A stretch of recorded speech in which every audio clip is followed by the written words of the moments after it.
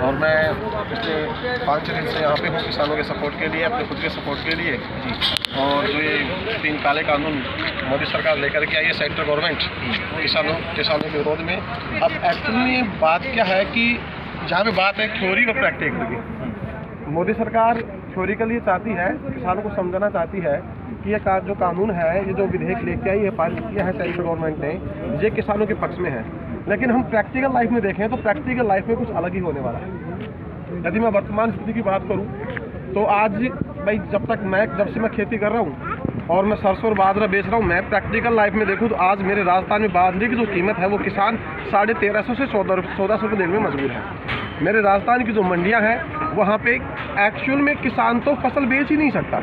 सच्चाई ये है कि यदि किसान अपनी फसल को लेके जाएगा तो वहाँ के जो ठेकेदार हैं, वहाँ के जो कर्मचारी हैं, किसान को तो भगा देते हैं। और किसान की फसल यदि कोई बिचौलिया कोई मिडिल में लेकर के जाएगा तो उससे कुछ पैसे लेकर के उस फसल को फिर अच्छी कीमत पर खरीदा जाएगा। तो किसान की तो वास्तविकता में जो कीमत है वो आज भी वही मिल रही है। और मोदी सरकार का जो कानून है, इसमें जो MSP है, मिनिमम सपोर्ट जो प्राइस है, इस MSP पे जो मोदी सरकार लिखित में कुछ नहीं दे रही है, सिर्फ कह रही है। यदि लिखित में देगी तो किसानों को कोई दिक्कत नहीं है। और यदि वास्तव में ही मोदी सरकार किसानों का भला चाहती है और उसकी करनी और कथनी में कोई फर्क नहीं है तो स्वामीनाथन आयोग की रिपोर्ट मतलब लागू क्यों नहीं करती? यदि स्वामीनाथन आयोग की जो रिपोर्ट लागू करती है तो किसान की जो आय है 3 दुगनी रात चौगनी अपने आप ही बढ़ जाएगी। क्या प्रॉब्लम है? तो ये चीज़ें दिखाती हैं कि there is a great difference between saying and doing in the central government. अच्छा, मैंने ये दसो कि सेंटर सरकार कह रही है कि मंडियां 'ਚ ਵਿਚੋਲੇ बैठे हुए ने, उसकी वजह करके किसान उसकी फसल का मुल नहीं मिल रहा। ਤੁਸੀਂ ਵੀ ਦੱਸਿਆ ਕਿ ਠੇਕੇਦਾਰ ਬੈਠੇ ਹੋਏ ਆ, ਉਹ ਕਹਿੰਦੇ ਨੇ ਕਿ ਅਸੀਂ ਇਹਨਾਂ ਵਿਚੋਲਿਆਂ ਨੂੰ ਖਤਮ ਕਰਨਾ ਚਾਹੁੰਦੇ ਹਾਂ ਤੇ ਸਾਡੇ ਨਵੇਂ ਕਾਨੂੰਨਾਂ ਦੇ ਨਾਲ ਇਹ ਵਿਚੋਲੇ ਖਤਮ ਹੋਣਗੇ ਤੇ ਹੋਰ ਜਿਹੜੀਆਂ ਪ੍ਰਾਈਵੇਟ ਕੰਪਨੀਆਂ ਆ ਕੇ ਤੁਹਾਡੇ ਕੋਲੋਂ ਫਸਲ ਖਰੀਦਣਗੀਆਂ। ਉਹਦੇ 'ਚ ਤੁਹਾਨੂੰ ਕੀ ਲੱਗਦਾ है कि ਕੀ प्रॉब्लम है? प्रॉब्लम, चलो मैं आज प्रैक्टिकल बात करता हूँ। एक अपने बाबा रामदेव है आयुर्वेद के पतंजलि के, और देश में और देश में ये मालूम है मतलब देश का भी नाम रोशन किया है, और इनडायरेक्टली सबसे बड़ी बात खुद का भी इनकम कर रहे हैं। अब जब वो किसी एक किसान से, जैसे जो एलोवेरा उगवाते हैं, ग्वार पाठा उगवाते हैं, तो उनसे क्या करते हैं, वो कन्फर्म लिखित में लेते हैं, उनसे वादा करके जाते हैं कि जब उनका ग्वार पाठा, उनका एलोवेरा पक जाएगा तो वो खुद लेकर के जाएंगे। 1 बार लेके जाएंगे, 2 बार लेके जाएंगे, उसके बाद नहीं लेके जाएंगे।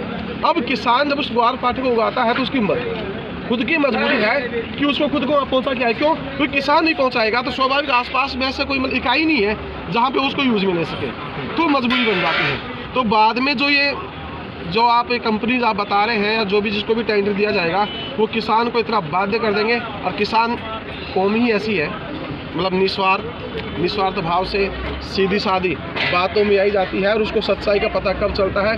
जब उसके साथ में प्रैक्टिकल में अन्याय होता हुआ दिखता है। मैं आपको एक बात बताऊं, एक आपने नील की खेती का आपने सुना होगा, पहले भी यहाँ पे जमींदारी व्यवस्था थी और किसानों को 15% ज़मीन के ऊपर नील की खेती करने के लिए बाध्य करते थे जमींदार। और उस 15% खेती के ऊपर जो पूरी जो नील की खेती होती थी, उस सारी चीज़ को अपने ब्याज के रूप में, अपने टेंडर के रूप में रख लेते थे वो, और किसान था वो क्या होता था, बर्बाद होता था।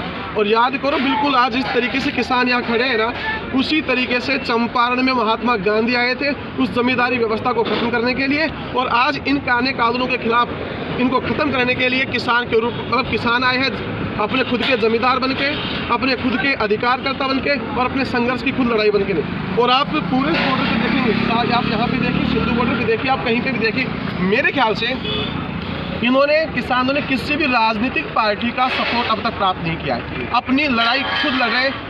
इसका मतलब क्या है कि ये मोदी विरोधी नहीं है। मैं मोदी का विरोध नहीं कर रहे, ये सिर्फ विरोध कर रहे हैं इन कानूनों का। यदि मोदी का विरोध होता तो किसी और पार्टी का पकड़ते थे। कांग्रेस है, RLP है, और any other parties of the country, they did not get any support and they did not want to get support.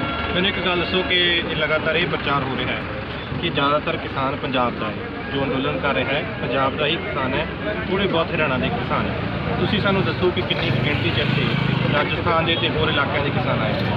देखो, प्रत्यक्ष को प्रमाण की आवश्यकता नहीं है। आपके पास कैमरा है, मैं आपके सामने खड़ा हूँ, ये किसी भी एंगल से आपको पंजाबी लग रहे हैं, मैं किसी भी एंगल से आपको पंजाबी लग रहा हूँ। पंजाब के भाई है, किसान भाई है, बहुत संघर्ष कर रहे हैं। आप थोड़ा और आगे देखेंगे तो आपको सिर्फ राजस्थान और हरियाणा के किसान आपको मिलेंगे। और यहाँ पंजाब, हरियाणा, राजस्थान की बात ही नहीं हो रही, यहाँ बात हो रही किसान कौम की।